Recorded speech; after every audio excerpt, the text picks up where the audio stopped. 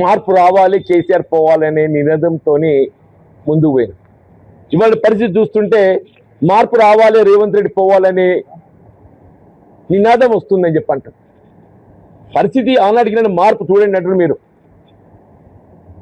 ఆనాడు మార్పు రావాలి, కేసీఆర్ పోవాలనే నినాదంతో ముందు పోతే ఇవాళ ఏమొస్తుంది నినాదం? మార్పు రావాలి, రేవంత్ రెడ్డి పోవాలనే కాడికి వచ్చింది. కేవలం 2 సంవత్సరాల కాలం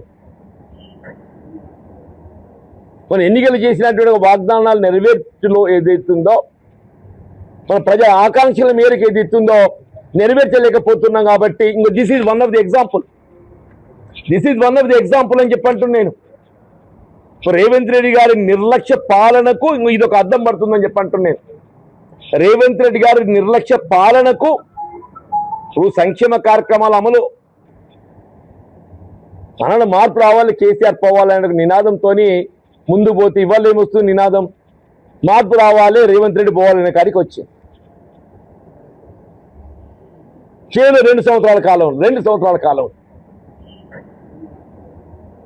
మన ఎన్నికలు చేసినటువంటి వాగ్దానాలు నెరవేర్చులో ఏదైతుందో, మన ప్రజల ఆకాంక్షల మేరకు ఏదైతుందో నెరవేర్చలేకపోతున్నాం. కాబట్టి ఇంకో this is one of the